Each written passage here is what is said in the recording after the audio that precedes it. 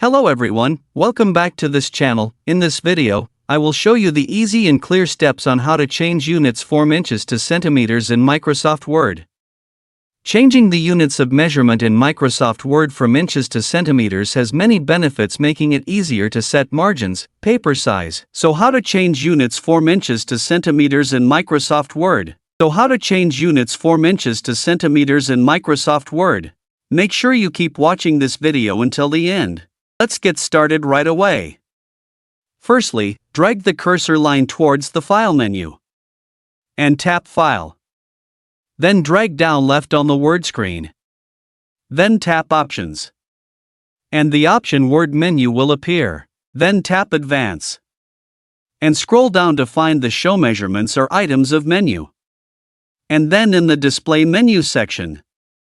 And tap the arrow next to the Show Measurements or Items of menu. Here there are many choices such as picas, points, millimeters, centimeters, and inches, and tap centimeters. Then tap the OK button. Here it is changed from inches to centimeters. Using centimeters makes documents more consistent, accurate, and understandable for both personal and professional use. It also aligns Word settings with other devices that often use the metric system.